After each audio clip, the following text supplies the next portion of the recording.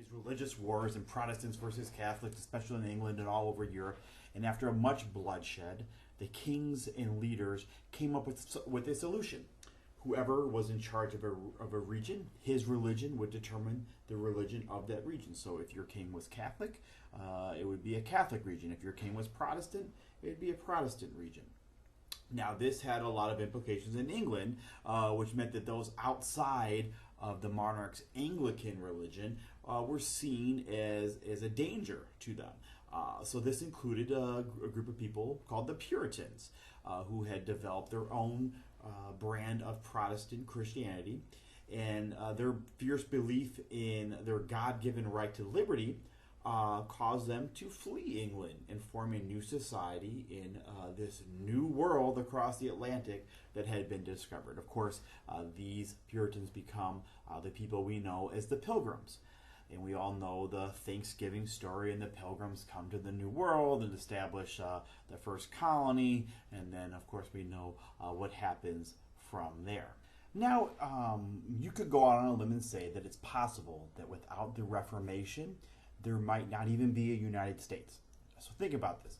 The first settlers in the New World were Protestants, Puritans seeking religious freedom from England.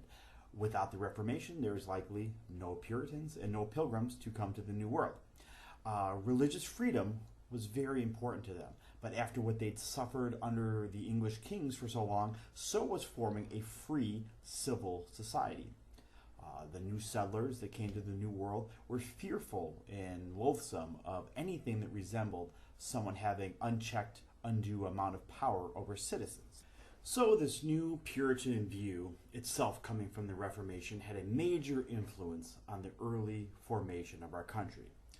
These highly devout religious people studied Scripture for what they thought God's opinion was on governmental structure, and what they found, or what their interpretation at least was that God didn't always confer power to just one individual, but instead he gave it to representatives who were elected.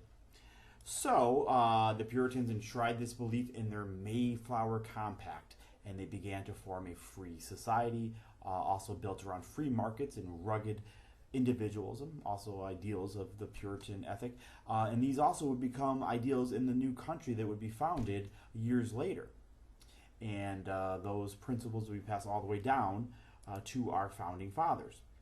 So this is how a small, hardy band of Christians set the stage for what would become the most liberty-minded, the most prosperous, and some would argue the most spiritual nation on earth, all based on biblical principles and all leading back to that massive change in Europe, which was the Reformation.